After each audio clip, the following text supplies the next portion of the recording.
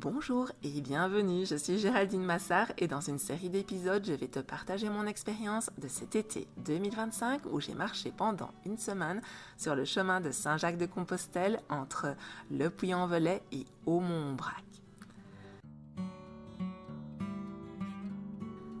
Aujourd'hui, je te partage 3 choses qui m'ont particulièrement touchée sur Saint-Jacques.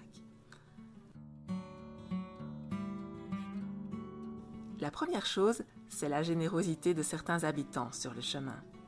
C'est ce qui en fait la beauté, les rencontres et la bienveillance.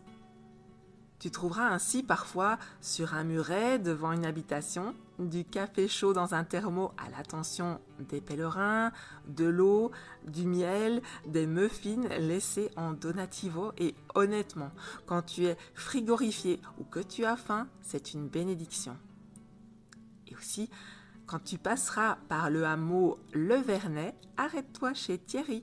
C'est un homme adorable qui t'accueille chez lui pour une pause bien méritée et t'offrir une boisson, un morceau de quiche ou de tarte à la myrtille en donativo. Un vrai délice. La deuxième chose, c'est de m'avoir rappelé la chance que j'ai au quotidien. Le chemin, c'est aussi une leçon d'humilité. Tu reviens aux essentiels, à l'importance d'assouvir tes besoins de base comme boire, manger, savoir où faire pipi, dormir en sécurité, savourer le bonheur d'une bonne douche chaude. Tout ce qui dans le quotidien habituel semble acquis et aller de soi, n'est pas aussi évident sur le chemin. Donc ça rend les choses vraiment intenses et précieuses. Et la troisième chose, c'est la liberté d'être, loin des conventions sociales.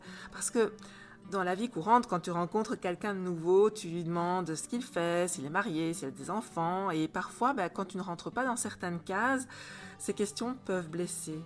Mais sur Saint-Jacques, tout le monde est un pèlerin et ça suffit pour te donner une identité. On te demandera juste d'où tu viens et où tu vas. Et puis, entre les deux, tu pourras avoir des discussions très profondes avec des parfaits inconnus parce que ce que tu vis là est unique, précieux et qu'il faut aller à l'essentiel. Parce qu'il y a une certaine urgence malgré tout. Tu ne sais jamais quand tu sympathises avec un pèlerin s'il va t'accompagner 1 minute, 1 heure, un jour ou une semaine et que chaque rencontre compte d'une manière ou d'une autre.